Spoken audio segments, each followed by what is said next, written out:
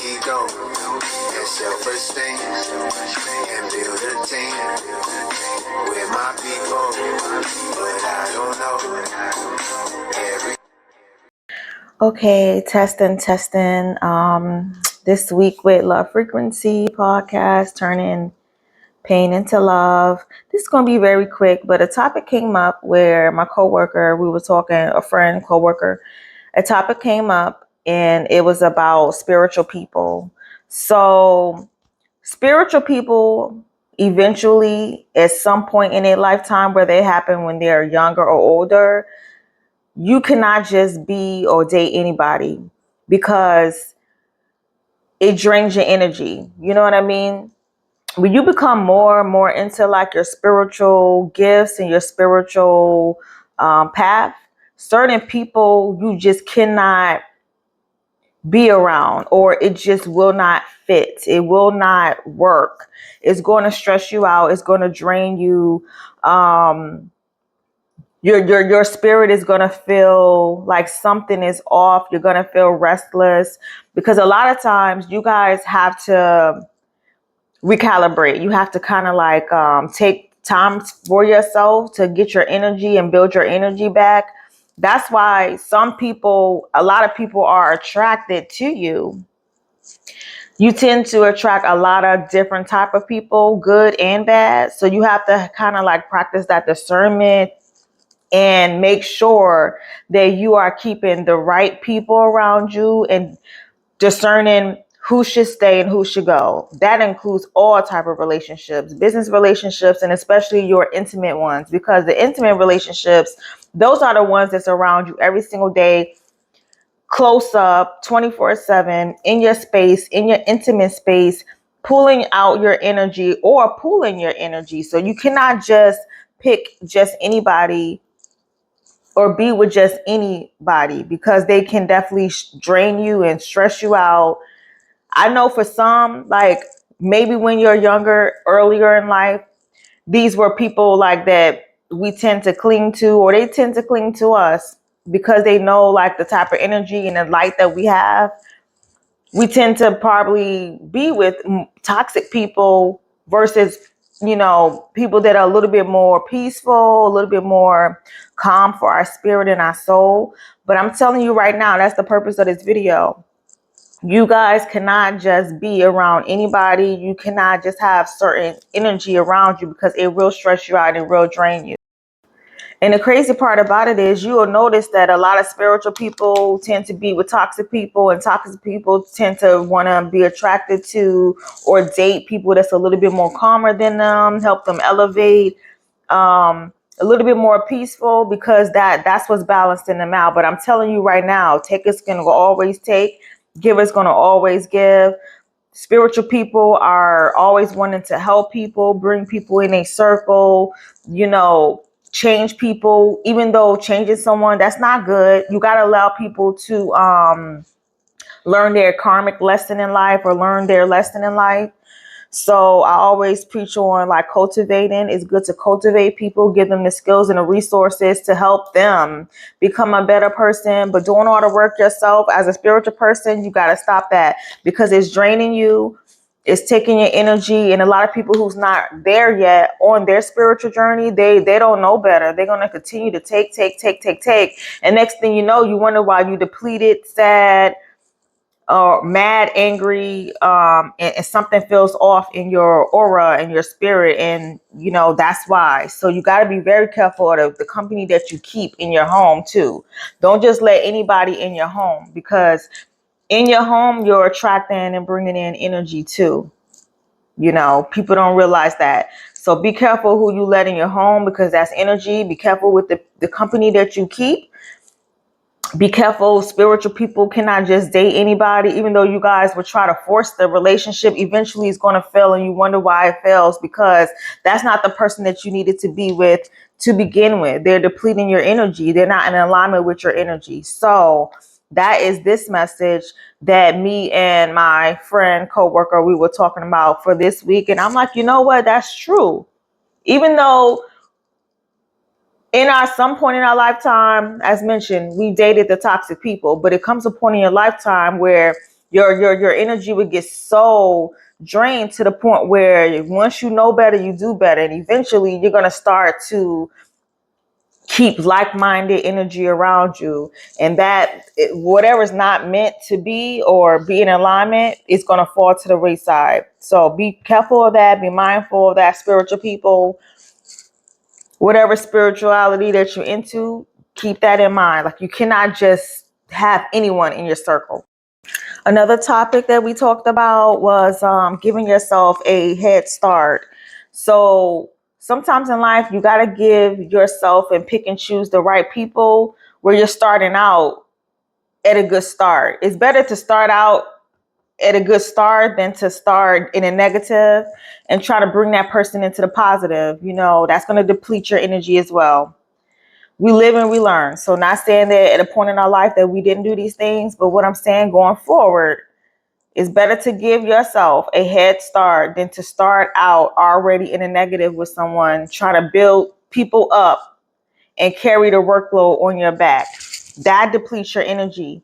So when you're giving yourself a head start, what that means is if you like to work out, find someone to work out versus meeting someone, maybe they don't like to work out and now you're trying to force someone to do something that they don't want to do. They don't like to work out. You know, that's a passion of yours.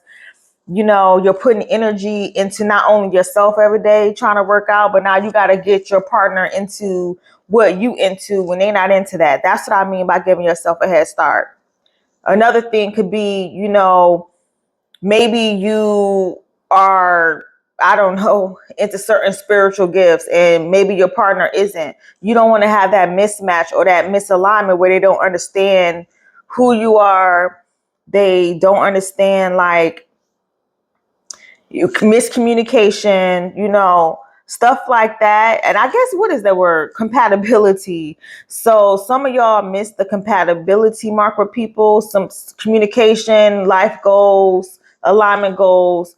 And that's what I mean by being in a negative with someone. You probably, you know, not listening to your top 5 non-negotiables, end up in a relationship with someone, and now you're emotionally depleted and you're restless because not only do you have to work on yourself, now you gotta, you know, try to make this relationship work when really you could have just made it easy on yourself by giving yourself a head start, or a good start is what I like to call it. Give yourself a good start.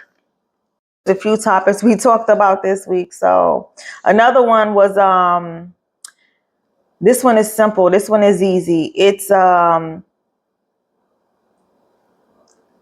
you could be the perfect person, you could have the whole package and just be at the wrong address. So it's not like there's something wrong with you. It's just that you just not the person for that person. So you could be the right package at the wrong address. That was another topic we talked about. So putting everything together, wrong package at the wrong address. Spiritual people, y'all can't just be out here dating just anybody, because it would deplete your spiritual energy. It would make you tired. So leading into, give yourself a head start. Give yourself a good head start. Not saying that that's 100% going to fix the formula of dating, but you're starting out at a good point. You know what I mean? You're not starting out in a negative where, you know, y'all goals and y'all life paths and y'all communication is all the way off, but it's that one little thing, maybe attraction. A lot of times people get people because they're just attracted to them. Once you take that attraction away, what do you have that's in alignment with this person?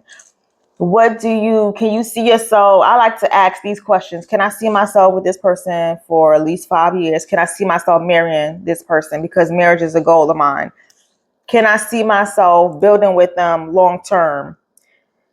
And once you start writing certain things down and asking yourself outside of these things that maybe you can't see yourself with this person, then you need to really evaluate what you're doing here and why you're with this person. Because guess what?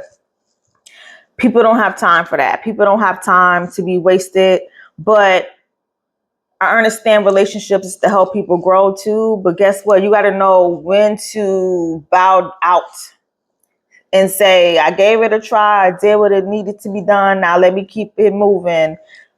So spiritual people, be mindful of the company you keep. You could be the perfect package at the wrong address.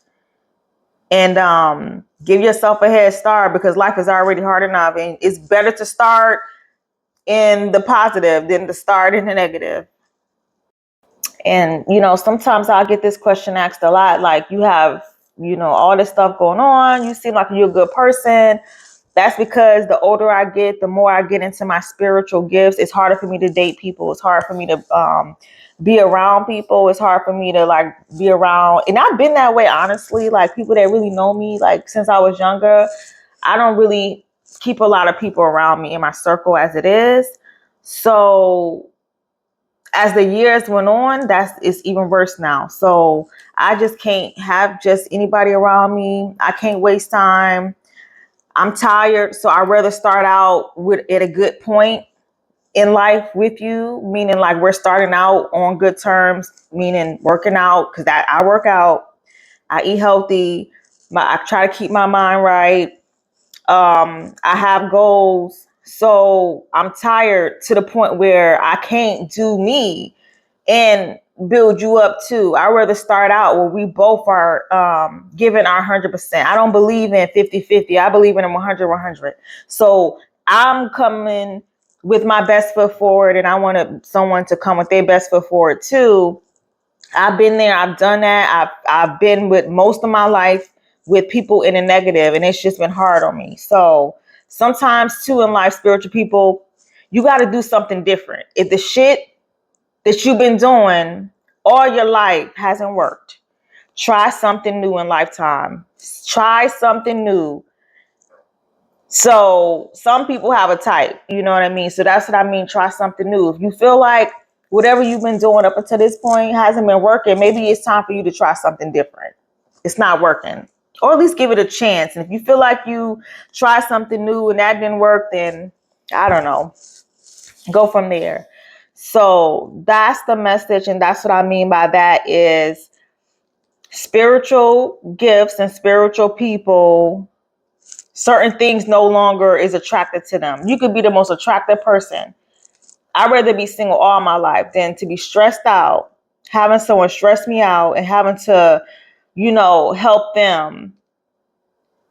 When I could have just, like my mother always told me, you could have just chose something that is at least in alignment with you, and then y'all figure out y'all flaws. Y'all figure out, because nothing in life is perfect, but it's better to at least start out with something positive than to already start out with something that's on murky ground. You know what I mean? Trying to elevate.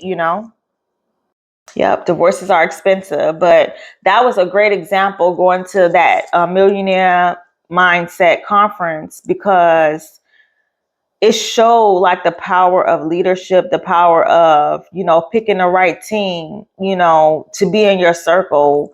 And for that case, that was business wise, you know what I mean? Like the guy who did the millionaire mindset every year,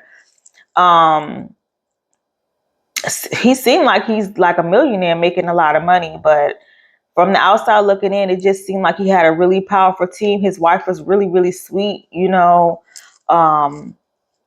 Yeah, but you don't know like these people personally. I'm just saying they seem like it.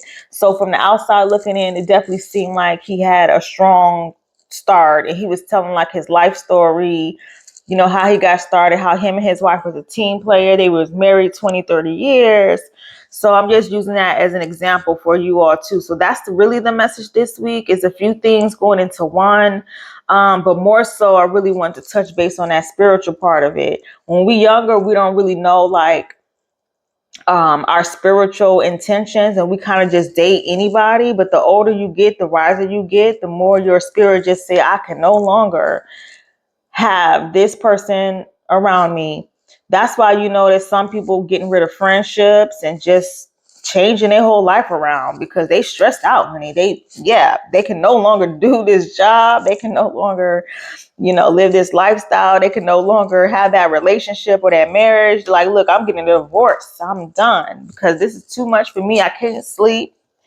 my hair falling out, I'm getting sick. You know what I mean? Like your spirit would tell you when something's just not right, and you have to be the one to take accountability and just wake up and say, I am done with this. So yeah. So we had some great topics this week. Perfect package, wrong address.